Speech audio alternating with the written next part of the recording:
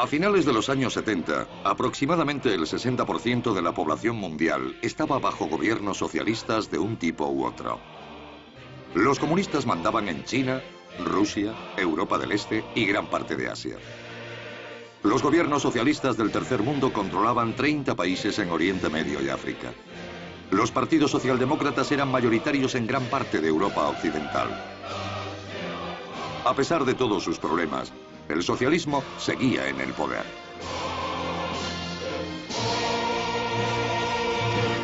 Entonces, inesperadamente, el péndulo empezó a oscilar.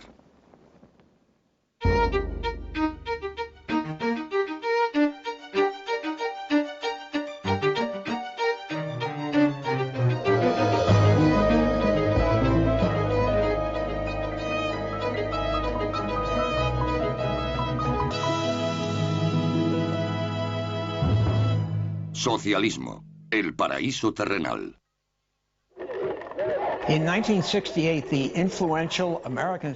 1986, el influyente sociólogo norteamericano Michael Harrington escribió estas palabras: la mayor parte del mundo llama a su sueño socialismo. A pesar de las matanzas cometidas en su nombre, el socialismo seguía ejerciendo un fuerte atractivo sobre la imaginación humana. Pero aún así, se acercaba el final de su permanencia en el poder. Hola, soy Ben Wattenberg. Bienvenidos al último capítulo de Socialismo, el paraíso terrenal. En este documental, las dos grandes potencias comunistas se alejan del socialismo con trascendentales consecuencias. En Occidente, para seguir en la brecha, los socialdemócratas se rebautizan como el partido de las empresas. En los kibbutz de Israel, la fe socialista es puesta a prueba por la modernidad, la prosperidad y los cambios generacionales. Comenzamos en China.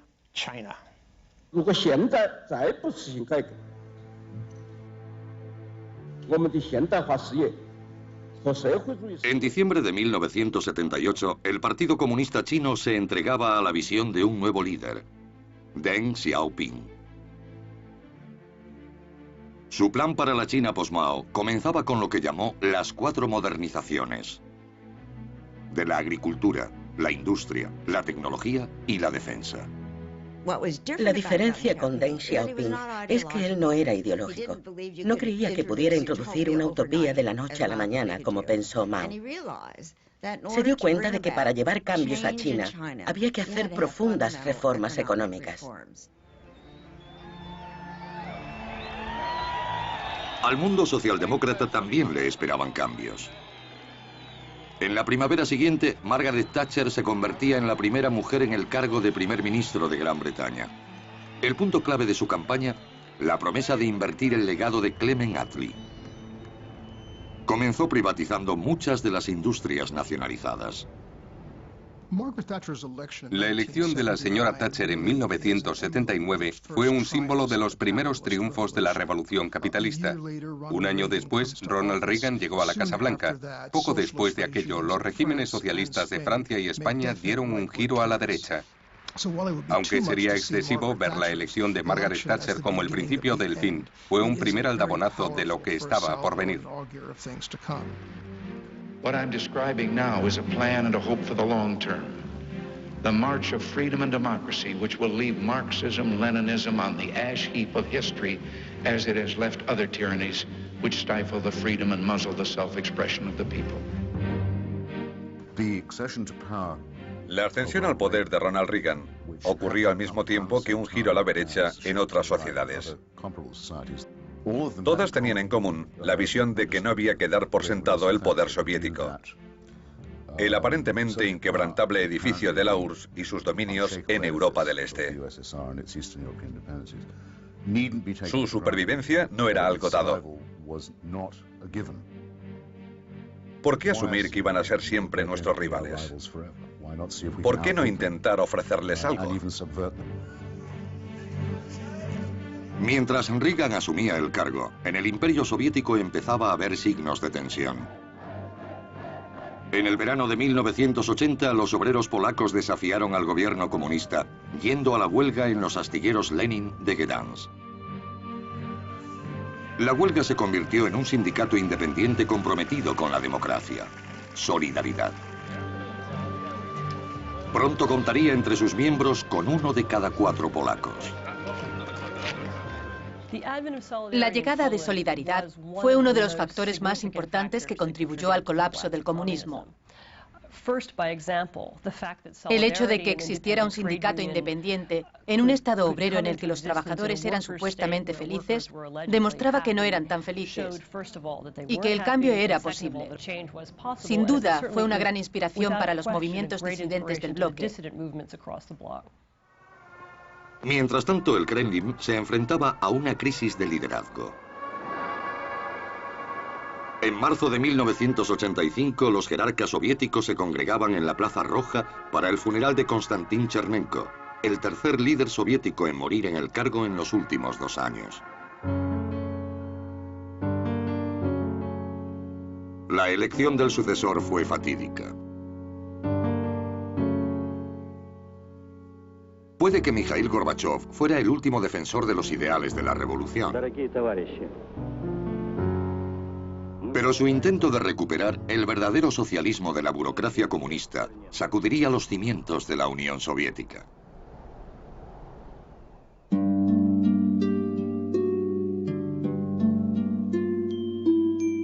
Mikhail Sergeyevich Gorbachev creció en los años 30. Fue un periodo conocido como el Gran Terror. Bajo el mando del sucesor de Lenin, Joseph Stalin, millones de personas fueron detenidas y a menudo ejecutadas. Los especialistas afirman que al menos murieron 20 millones. Gorbachev era nieto de un rico campesino de los llamados kulaks, que fue arrestado y deportado. A principios de los años 30, los kulaks fueron colectivizados, o sea que los mandaron a trabajar en granjas colectivas. Los que no accedieron fueron deportados, ejecutados o enviados a campos de concentración. Su otro abuelo fue detenido en los años 30 y también estuvo en un campo. Creció sabiendo lo malo que tenía el sistema, lo ocurrido durante la época de Stalin. Y eso probablemente tuvo efecto en su política posterior. Cuando Gorbachev se convirtió en secretario general en 1985, sabía que el sistema soviético no solo era cruel, también era completamente ineficiente. Piense que se está preparando para el carné de conducir americano. Es un proceso difícil y muy tedioso. Imagine hacerlo todos los días. Así era la vida soviética. Todo el sistema estaba basado en gente que fingía trabajar y en un gobierno que fingía pagar. Se usaba mucha gente cuando lo que hacía falta eran más cerebros. La incompetencia, la sensación de no ir a ninguna parte, fue la sociedad que heredó Gorbachev. Pero para Gorbachev, el problema no era el sistema soviético, sino la forma en la que estaba siendo dirigido. El partido único, el socialismo de Estado, era, según Gorbachev, una elección libre y voluntaria de los rusos. Creía que así se podría relajar el control. Pero no pensaba cambiar algo que consideraba muy importante: la nacionalización de la economía, que para él era la base del régimen soviético. Gorbachev tenía un diagnóstico para lo que aquejaba a la economía soviética: la burocracia. Su prescripción para combatirla fue la perestroika. Perestroika significa reconstrucción, transformación de las cosas. Gorbachev pensó que era posible hacer todas esas cosas dentro del sistema centralizado que existía en la Unión Soviética. Ese fue su error. Gorbachev se dispuso a reducir el papeleo. Pero todo el sistema estaba hecho de burocracia. A pesar de los esfuerzos, parecía correr sin avanzar.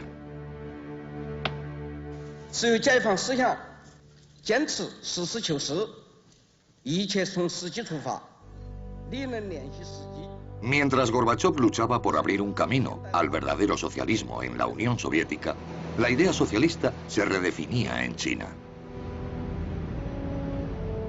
Deng Xiaoping afirmó que sus reformas estaban creando socialismo con características chinas. Muchos observadores pensaron que se parecía más al capitalismo. Fuera lo que fuese, estaba cambiando la faz de China. El país acababa de salir de uno de los periodos más devastadores de su historia.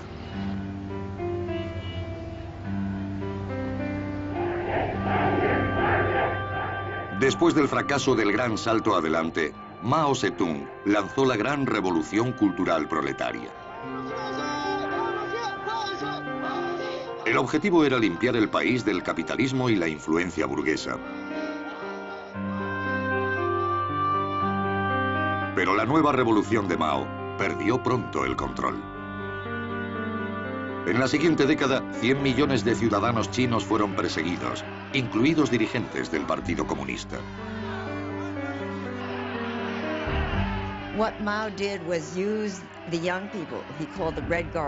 Mao usó a los jóvenes, a los que llamó la Guardia Roja, para echar a los líderes del partido, para que se rebelaran contra la autoridad, contra sus profesores, contra cualquiera que ostentara un cargo.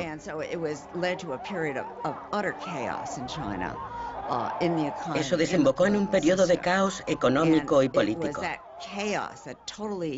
Ese caos desmoralizó a la población. La alejó no solo de Mao, sino de cualquier fe en que el marxismo, el leninismo o cualquier ideología utópica fuera a resolver sus problemas.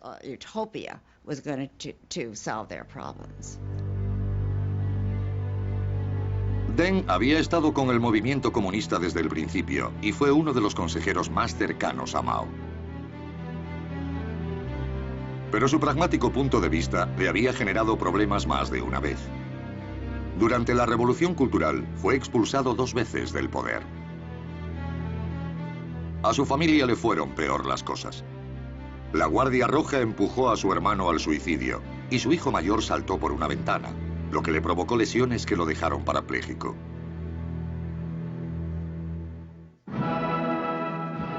Pero la suerte de Deng estaba a punto de cambiar. La muerte de Mao en 1976 dio lugar a una feroz lucha por el poder que terminó ganando Deng. Cuando murió Mao, Deng era el líder de mayor rango que quedaba. Varios murieron durante la Revolución Cultural.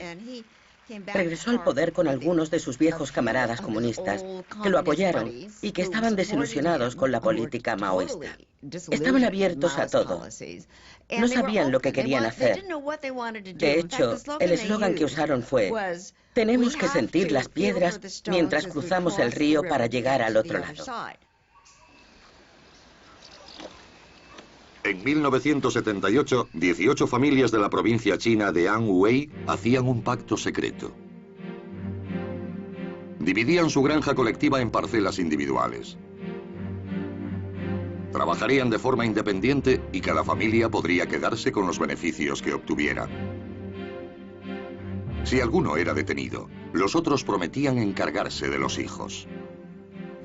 Cuando Deng se enteró por uno de sus colegas, gobernador de la provincia de Anhui, dijo: "No los detengáis, veamos cómo funciona". Y cuando este gobernador informó de que los ingresos estaban aumentando y las cosechas se habían duplicado, Deng dijo: "Ese es el camino a seguir". A principios de los 80, inició esa misma política en todo el país. Las comunas fueron descolectivizadas. Deng Xiaoping tenía un dicho que enfurecía a Mao: "No importa si el gato es blanco o negro, mientras caza ratones".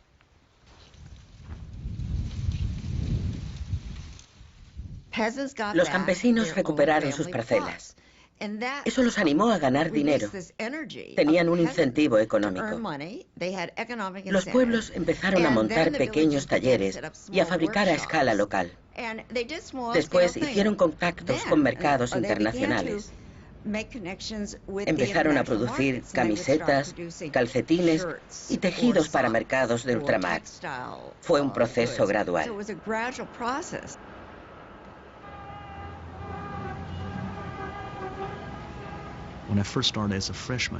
En mi primer año en la universidad en 1978, las comidas no tenían suficiente carne.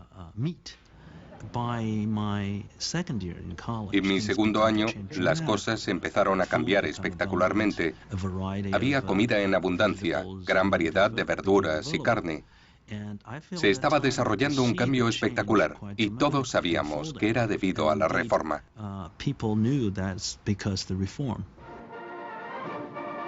1984 marcó el 35 aniversario de la República Popular China. Según el Banco Mundial, el crecimiento de su economía había alcanzado el 10% anual. Permanecería así durante más de una década. Pero seguía siendo un país comunista. A pesar de la creciente marea de libertad política y económica, el sistema político seguía sin cambios aparentes. Al principio, Deng Xiaoping pensó que podría hacer una reforma económica y política al mismo tiempo. Pero cuando se desarrolló en Polonia el movimiento Solidaridad, los líderes chinos temieron que ocurriera algo parecido en su país, con la unión de obreros e intelectuales, por lo que Deng empezó a tomar medidas drásticas.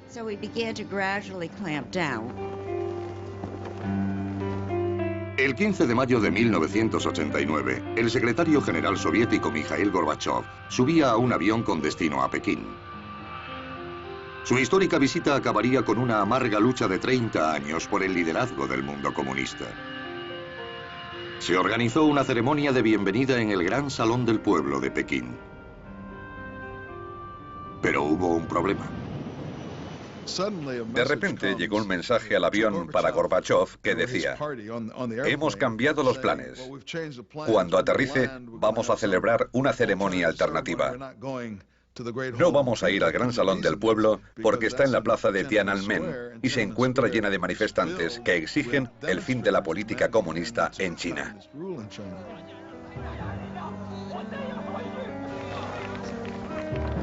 El tercer día de la visita de Gorbachev, 1 millón de personas ocupaba la plaza y las zonas circundantes.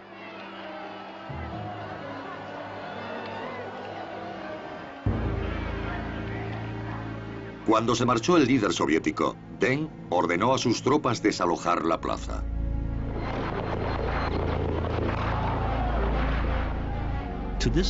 A día de hoy, seguimos sin saber el número exacto de personas que murieron en la masacre. Algunos dicen que fueron cientos, otros que miles.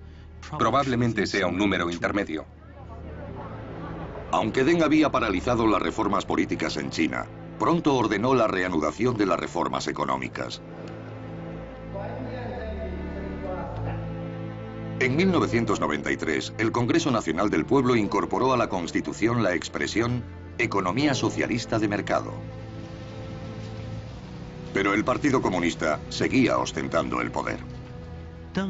Deng es una figura compleja. Su importancia en la historia será examinada una y otra vez a lo largo de los años.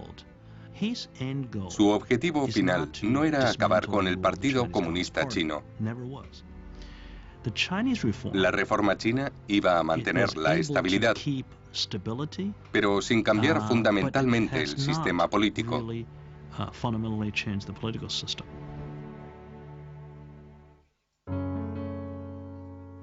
Deng y Gorbachev fueron dos reformadores radicales decididos a rescatar el socialismo. Pero tomaron caminos diferentes. Mientras Deng se centraba en revisar la economía,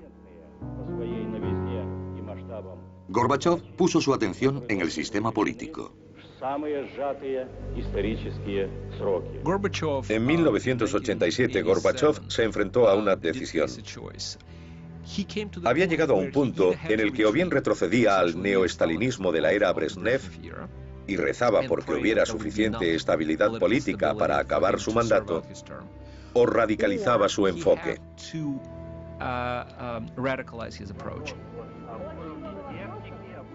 Nadie sabía a principios de 1987 que aquello desembocaría en una revolución.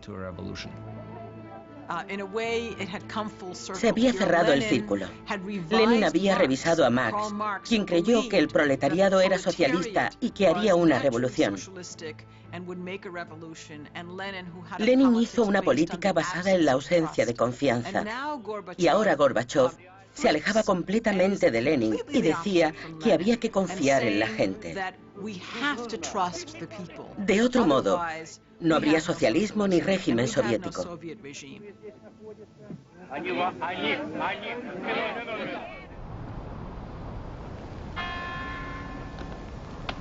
Gorbachov hablaba a menudo de glasnost, palabra que significa apertura. El pueblo soviético era ahora libre de hablar sobre temas prohibidos desde hacía tiempo.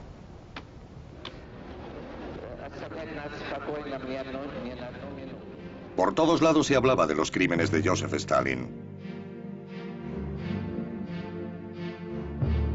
Pero la glasnost no se detuvo ahí.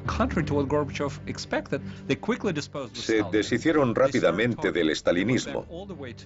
Volvieron a Lenin, un icono para Gorbachov, y empezaron a descubrir lo injusto, poco equitativo y estúpido que era el régimen en lo económico. Ya no había que culpar al estalinismo. Era el sistema entero. Una dictadura de partido único basada en la nacionalización total de la economía. La glasnost se convirtió en una cerilla lanzada a un charco de gasolina. Lo único que se necesitaba era tiempo para que ardiera. General Secretary Gorbachev, if you seek peace, if you seek prosperity for the Soviet Union and Eastern Europe, if you seek liberalization, come here to this gate. Mr. Gorbachev, open this gate. El cambio se aceleró por las presiones dentro y fuera del país. Mr. Gorbachev, tear down this wall.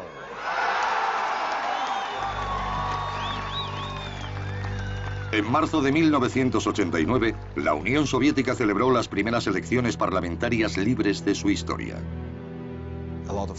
Desaparecieron muchos peces gordos del Partido Comunista.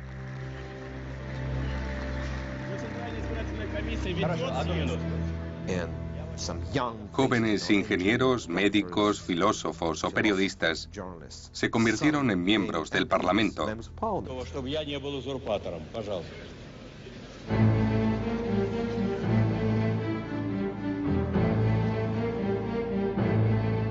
Pero 1989 no había hecho más que empezar.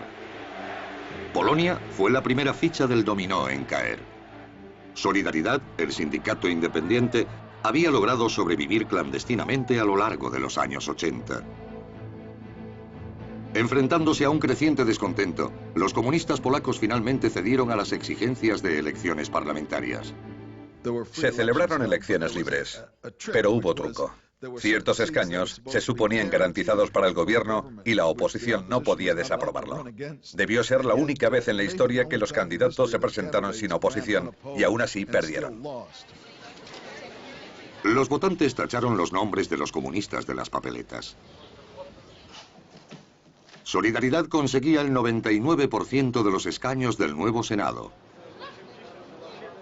Mientras, Moscú permanecía en silencio.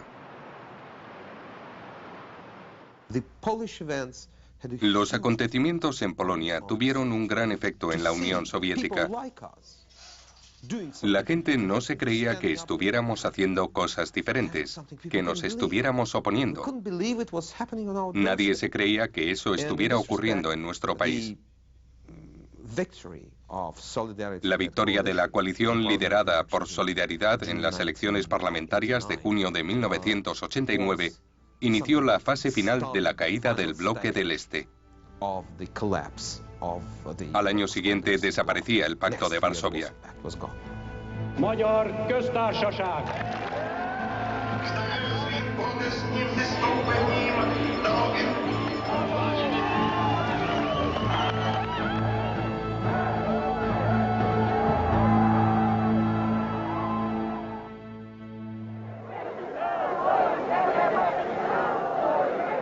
Muchas de las repúblicas soviéticas empezaron a reivindicar su independencia, mientras Gorbachov trataba de sentar las bases de una unión postsoviética de estados soberanos.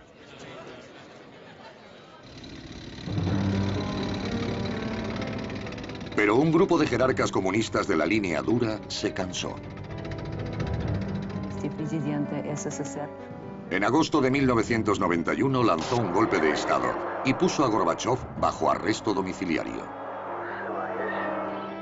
Tanques y tropas aparecieron en las calles de Moscú. En aquel momento, Konstantin Egert era reportero de prensa en la ciudad. Corrí a mi oficina en un periódico local. Teníamos la sensación de que habían vuelto. Sabíamos lo que teníamos que hacer. No iban a perdonar a nadie. Entonces ocurrió algo increíble. Cientos de miles de ciudadanos se lanzaron a la calle para resistir. Muchos de los soldados se unieron a ellos. No hubo estrépito, nadie rechistó. No ocurrió nada. El poderoso ejército, el KGB, la gente que había dominado el país durante 70 años, se ocultaba, huía. No había nadie que defendiera la ciudad, era un sistema sin defensas. En medio de todo estaba Boris Yeltsin, el recién elegido presidente de la Federación Rusa. Su popularidad eclipsaba a la de Gorbachov. Después de que fracasara el golpe, Yeltsin emitió un decreto que prohibió el Partido Comunista.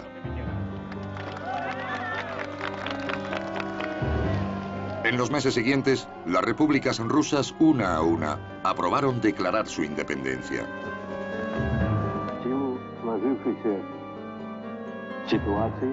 El día de Navidad de 1991, Mikhail Gorbachov dimitía como líder de la desintegrada Unión Soviética.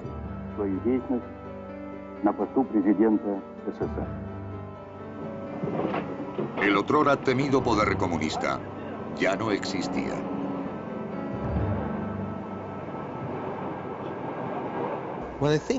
Cuando pienso en el destino del socialismo en otros países donde sigue existiendo, por ejemplo China, siempre recuerdo la experiencia de los años 80 en Rusia.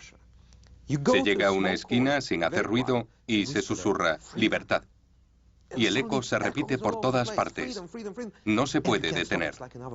Es como una avalancha. Esa es mi impresión de ese tiempo. Con la caída de la Unión Soviética, terminaba también la era del socialismo totalitario. Pero la caída del comunismo significaba también el fin del socialismo. La caída del comunismo a finales de los 80, celebrada entonces como una gran victoria de la derecha y del capitalismo, y como una derrota del socialismo, creo que para el socialismo de Occidente fue un gran momento liberador, porque quedaba libre de esa contaminación, de esa culpabilidad por asociación de ideas. Actuaría sin depender de nadie, y eso privó a la derecha de buena parte de su arsenal. Los partidos socialdemócratas resurgían en toda Europa. A finales de los 90 gobernaban 12 de los 15 estados de la Unión Europea. Pero muchos de estos partidos se parecían cada vez menos a los socialistas del pasado. I do hereby declare that Anthony Charles Linton Blair has been duly elected. El revisionista más valiente fue Tony Blair, en Gran Bretaña, que llevó a los laboristas a una victoria aplastante en 1997. El partido, tal como lo había recreado Blair, estaba muy alejado del de Attlee.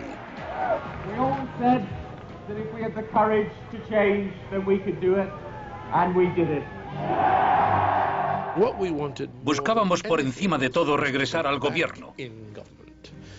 Parecía que Tony Blair lo conseguiría con un inicio limpio. Pero muchos miembros del Partido Laborista no se daban cuenta de que estaba abandonando la socialdemocracia.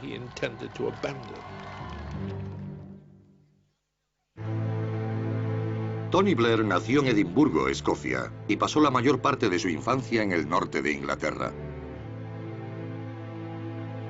Su padre participó en política, empezando como comunista y terminando como conservador. Líder de un grupo musical llamado The Ugly Rumors, Tony llegó a la política en sus últimos años de universidad. Era un rebelde, pero un rebelde prudente. También tenía una vertiente mucho más tranquila. Se había confirmado cristiano en la Universidad de Oxford. Tenía fe en la justicia social y en los valores de la política de izquierdas. Blair ganó su primer escaño parlamentario en 1983. Solo tenía 30 años. Pero se resistía a la marea nacional.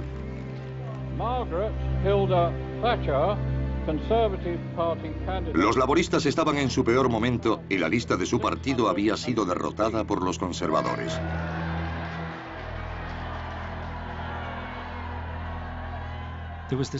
Se tenía la sensación de que se habían intentado todas las tradiciones que habían conformado el Partido Laborista, pero habían fracasado.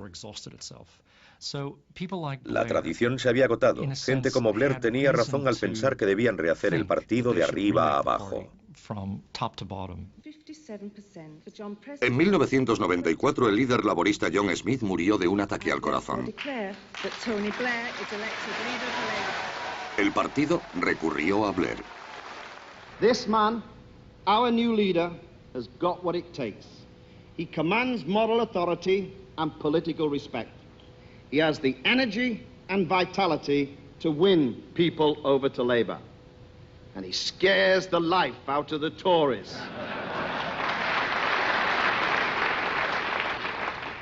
And me. Fue una época muy emocionante.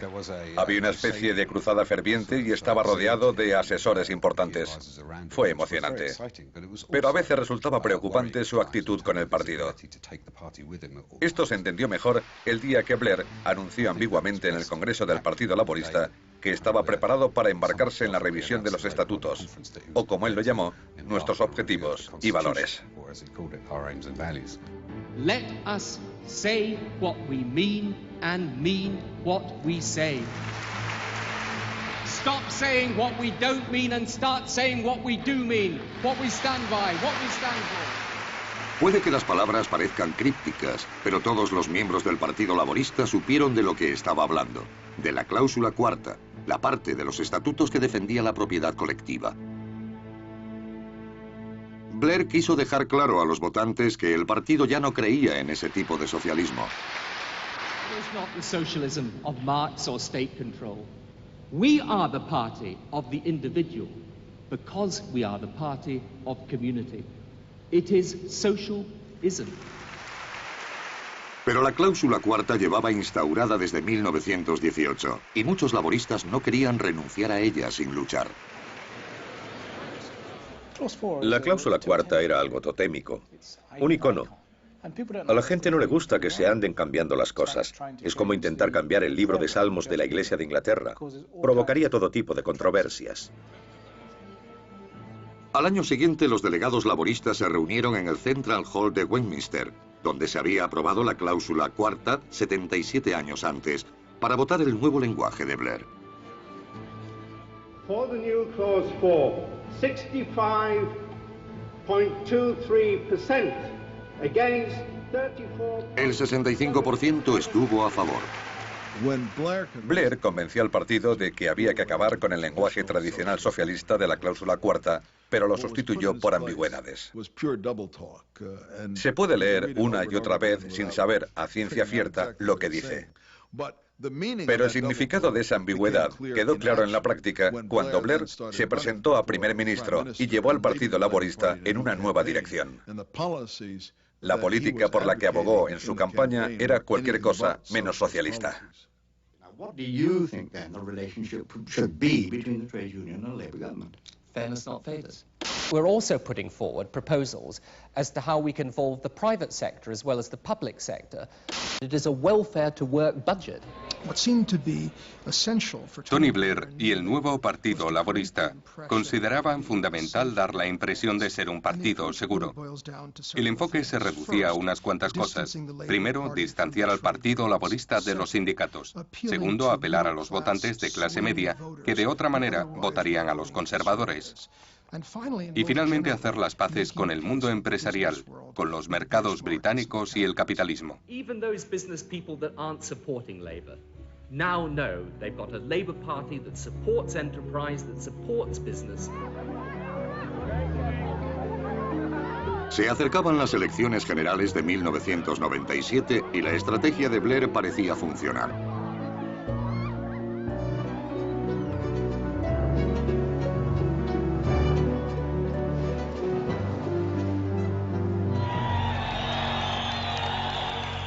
La noche del 2 de mayo de 1997, al acabar el recuento de los votos, los laboristas habían obtenido el mayor triunfo de su historia, superando incluso la victoria récord de Attlee en 1945. All over this country, there were people that were crying out for a sensible, mainstream, moderate alternative to the Conservative Party. Today, enough of talking. It is time now to do. Thank you. Blair fue reelegido en 2001. Pero su política hizo que muchos dudaran si el Partido Laborista era realmente socialista. El Partido Laborista es un partido socialista. El único problema es que no estamos seguros de lo que es el socialismo. Lo es en el sentido de que apoya una concepción de sociedad, de comunidad y de gente que tiene obligaciones y que defiende lo que para mí es la clave: que todo el mundo, dentro de la sociedad, tenga acceso a lo que la sociedad puede ofrecerle. Esa es la idea. Todos nuestros programas giran en torno a esa idea central. El primer ministro diría que el nuevo laborismo era una redefinición del socialismo. Yo creo que es un rechazo del socialismo.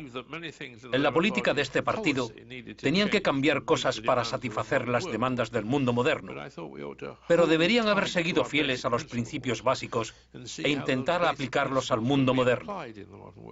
El primer ministro ha abandonado esos principios. Socialista o no, el enfoque de Blair gustaba. Finalmente, 14 jefes de Estado socialdemócratas de Europa, Sudáfrica y Nueva Zelanda adoptaban políticas similares. Mientras hablaban de la importancia de la inclusión y de la seguridad social, admitían la necesidad del capitalismo.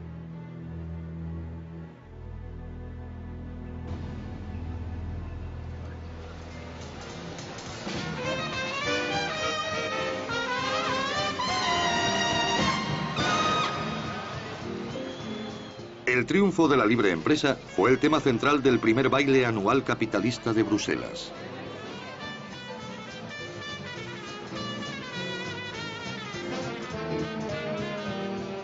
Vividores de todo el mundo se congregaron en el parqué de la Bolsa belga para festejar el capitalismo.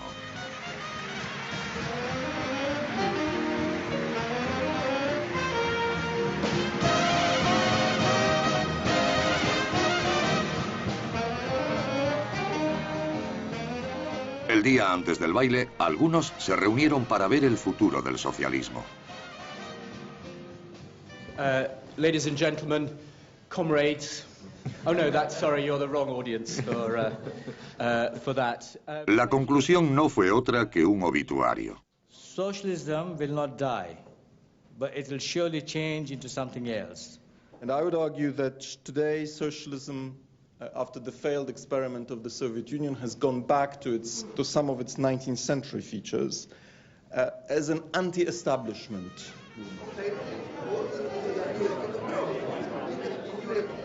No creo que el socialismo haya muerto porque no creo que lo haga nunca lo que impulsa a la gente a la izquierda, el deseo de controlar e interferir en las vidas de otras personas.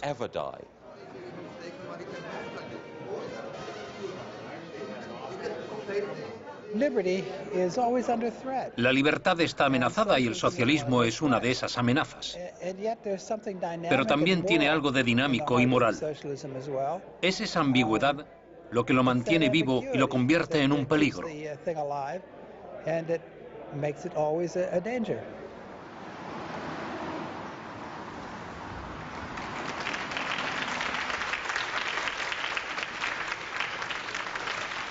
En la 21ª Conferencia Anual de Estudios Socialistas en Nueva York, prevaleció un punto de vista muy diferente. We think that the break of the Soviet Union and the fall of the wall affected all the left.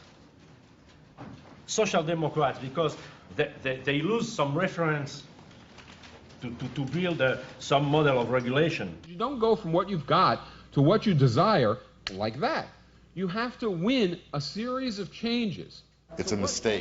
Es un error equiparar el fracaso de los partidos socialistas concretos y regímenes con el fracaso del socialismo o el fin de sus valores e ideas.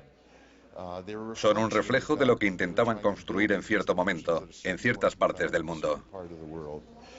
Se esperaba que, dado el dinamismo y el poder del capitalismo como sistema, los primeros intentos de construir instituciones para derrocarlo no fueran perfectos. Estoy seguro de que en el curso del siguiente siglo veremos muchos intentos de construir nuevos partidos, nuevos sindicatos, nuevos movimientos que serán socialistas en esencia y que aprenderán de los errores del pasado. A non-reformist reform is to fight for these kinds of changes and many others in a manner which leaves us when we win not going home but desiring more. Muchos asistentes a la conferencia afirmaron que los movimientos antiglobalización y antibélicos podían albergar la semilla del futuro del socialismo. Pero algunos pensaban que la idea no siempre tendría el mismo nombre. Cuando la gente oye esa etiqueta, la rechaza de inmediato. Les han enseñado que el socialismo es malo. Yo no siento la necesidad de usar esa etiqueta. Me gusta el término democracia económica. Es un término fantástico, porque de esa forma la gente puede empezar a pensar en él. Tenemos que empezar a extender la democracia a la esfera de la economía. Aquí y en todas partes parece haber muchas razones por las que las ideas socialistas aún pueden tener un papel importante en la política.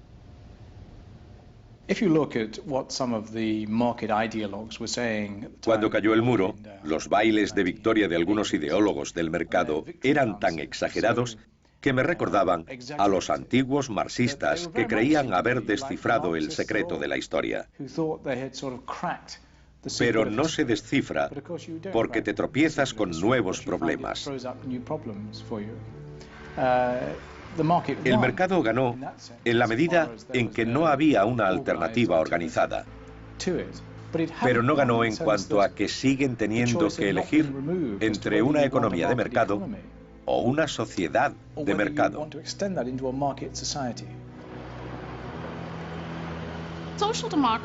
La socialdemocracia siempre se ha caracterizado por su creencia en que los mercados tienen una importante función económica, por su aversión a su impacto en los resultados sociales y políticos. Esto es lo que diferencia a los socialdemócratas de los marxistas, de los comunistas. Y el deseo de usar el mercado para aprovechar los mecanismos económicos a su alcance, pero no permitir decidir lo que ocurre en la esfera política o social. Esta sigue siendo una idea muy atractiva. Sigue siendo relevante en el siglo XXI.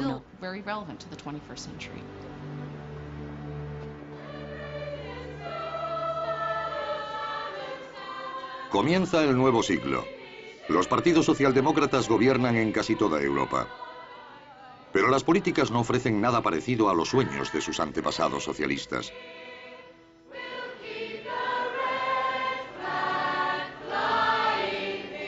La búsqueda para rehacer la naturaleza humana y crear un paraíso terrenal ha sido abandonada en aras de la política electoral.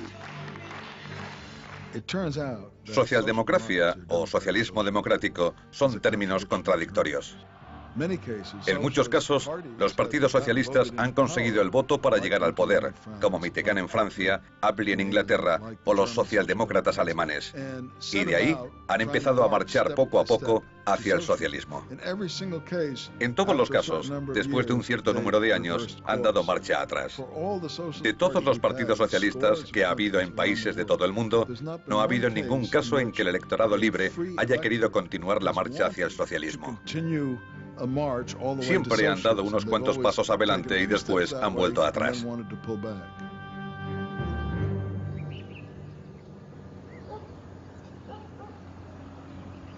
El socialismo que más avanzó democráticamente fue el de los kibutz de Israel.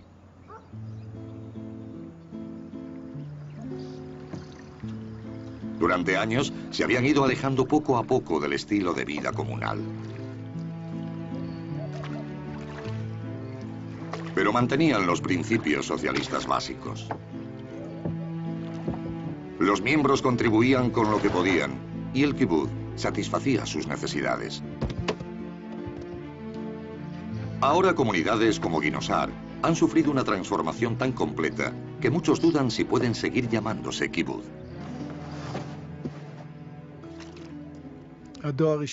La primera generación siguió nuestros pasos, la segunda algo menos. Y la tercera, la que está ahora en el kibutz, es completamente diferente. Todo empezó a finales de los años 70, cuando el gobierno de Israel pasó a los conservadores y el movimiento perdió gran parte del apoyo económico que lo mantenía.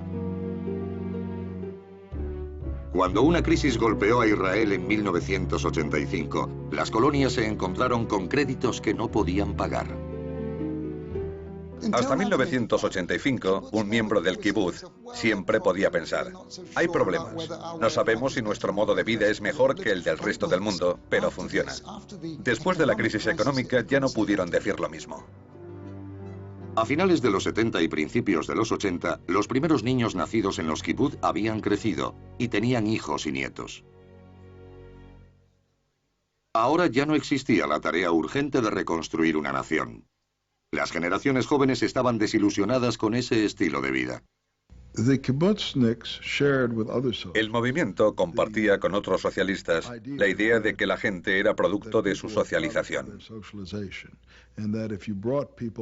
Si se educaba a esa gente en un sistema de justicia plena, se podría crear un hombre nuevo. Una persona carente del individualismo egoísta que pensaría y viviría para el bienestar del grupo como un todo. Pero terminó siendo todo lo contrario. Los niños del kibutz se convirtieron en individuos inteligentes, con carácter, emprendedores, trabajadores y constructivos.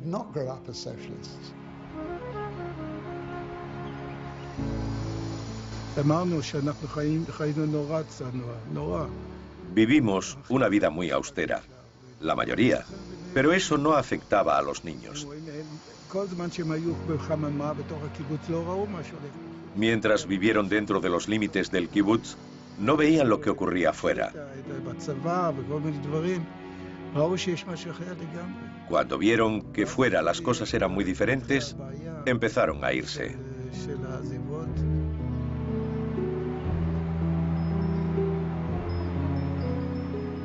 La hija de Moshe Abes, Noah, fue una de las que abandonó. El kibutz no es algo natural. Va contra natura. Es lo opuesto a la naturaleza humana. Trabajas duro, te pluriempleas y al final recibes lo mismo que quien no trabaja.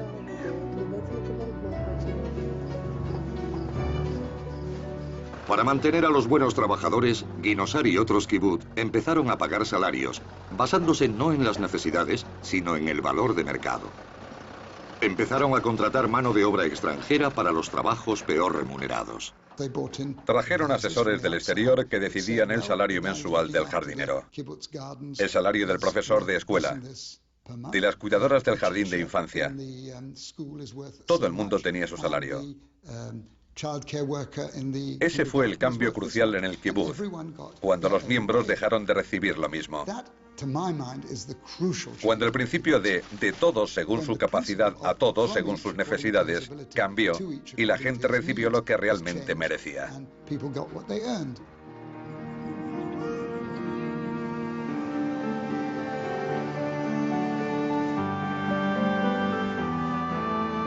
Hoy Ginosar se ha unido al resto del mundo y ha adoptado el capitalismo.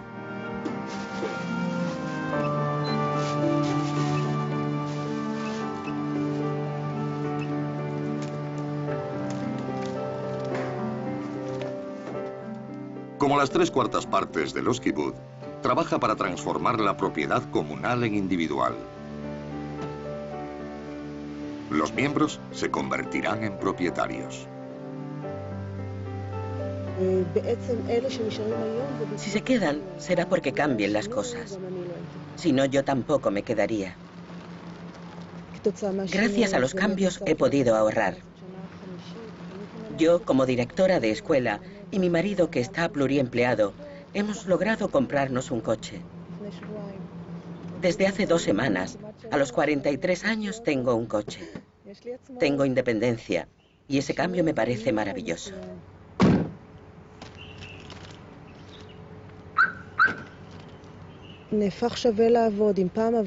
Ahora merece la pena trabajar. En el pasado trabajamos por los valores, pero ahora hay valores nuevos. Todos somos seres humanos y el valor supremo es el dinero, y la calidad de vida, y la promesa a nuestros hijos de que recibirán algo. Todos estos cambios han hecho que muchos se pregunten si los kibbutz se convertirán poco a poco en barrios con una herencia socialista.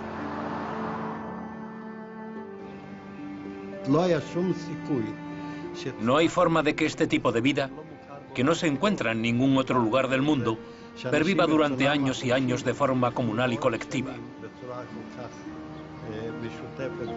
El país no nos necesita.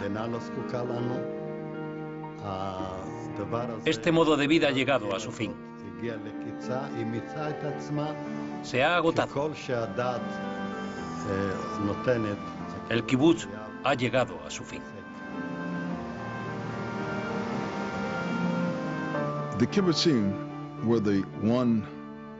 Los kibbutz fueron los únicos lugares del planeta donde se puso en práctica el socialismo democrático puro, tal como lo imaginaron los grandes visionarios socialistas.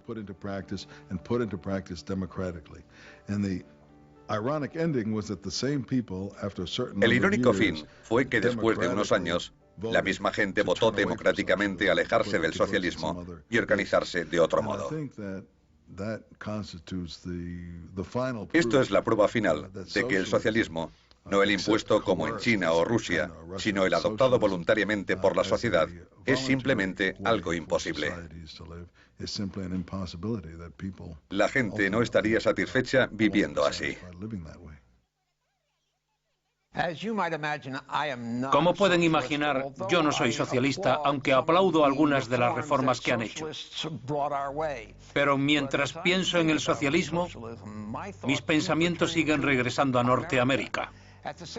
Al mismo tiempo que la doctrina socialista empezaba a tomar forma en el continente europeo, un grupo de antiguos colonos británicos también imaginaba una nueva sociedad. Pero tenían en mente algo diferente. Los fundadores de Norteamérica adaptaron el sistema a la gente tal como es, no como debería ser en un mundo ideal en el futuro. Y ese sistema ha visto el ascenso del socialismo y ahora su declive. El capitalismo democrático no es perfecto, pero funciona mejor que otros sistemas conocidos. Para los que quieren mejorar el mundo, es algo a tener en cuenta. Gracias por su atención. Soy Ben Wattenberg.